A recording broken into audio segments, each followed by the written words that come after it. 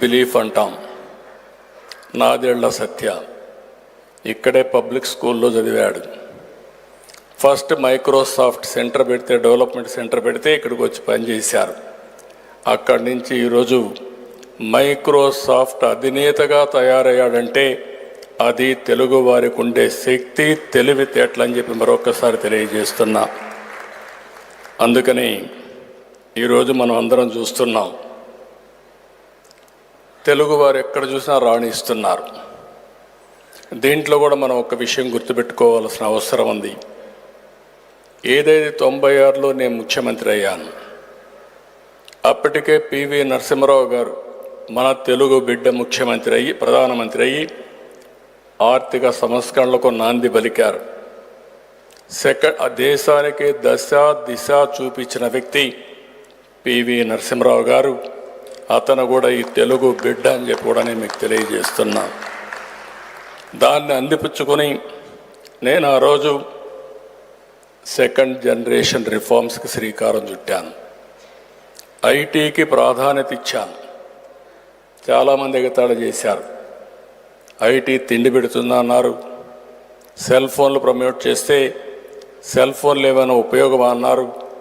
కానీ ఈరోజు చూస్తే నాలెడ్జ్ ఎకానమీలో తెలుగు జాతి ఫస్ట్ మూవర్ అడ్వాంటేజ్ తీసుకున్నాం. ఆ తర్వాత ఇండియన్స్ అంతా కూడా ముందుకొచ్చే పరిస్థితికి వచ్చారు. ఇంకొక పక్క మనకు అదృష్టం డెమోగ్రఫిక్ విండ్ ఫాల్ గెయిన్గా వచ్చింది. ఏదైతే యువత వచ్చారో టెక్నాలజీ అందిపుచ్చుకొని ఆంటర్ప్రెన్యూర్స్గా తయారయ్యారు.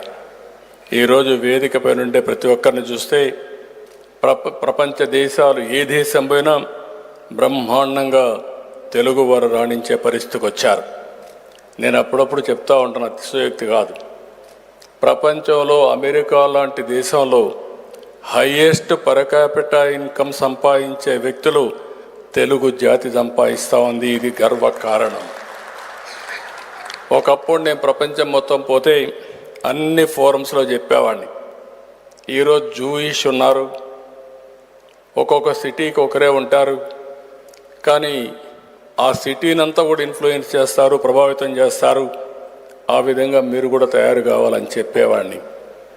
ఈరోజు జూయిష్ కంటే హైయెస్ట్ పర్ క్యాపిటా ఇన్కమ్ సంపాదిస్తున్నారు. ఒక్క అమెరికాలో కాదు, మీరు ఐర్లాండ్ పోయినా, ఆస్ట్రేలియాకి పోయినా, లేకపోతే యూరోప్ పోయినా, కడాన ఆఫ్రికాకు పోయినా ఎక్కడ చూసినా తెలుగువారే కనపడుస్తున్నారు. ఎట్టయితే హైదరాబాద్లో ఒకప్పుడు జూబ్లీ హిల్స్కి వస్తే రిచెస్ట్ పీపుల్ ఉంటారో, పాష్ లొకాలిటీ కనపడుస్తుందో, ఏ దేశానికి పోయి గుడ్డిగా మీరు అక్కడికి వెళ్ళి పాష్ లొకాలిటీ ఏదని అడిగితే అక్కడ పోయి తెలుగు మాట్లాడితే మీకు తెలుగులో మాట్లాడే వ్యక్తులు దొరుకుతారు. అది ఈరోజు మనం సాధించిన విజయం. కొన్ని సిటీస్లో చూస్తే ఇక్కడికంటే అక్కడ మొత్తం ఏ విజయవాడో, హైదరాబాదో, వరంగల్ మారుగా అక్కడ కూడా రాణించే పరిస్థితికి వచ్చారు. ఒక చిన్న ఉదాహరణ చూస్తే మొన్ననే 23-24 3,30,000 మంది భారతీయ విద్యార్థులు అమెరికాకి వెళ్ళారు.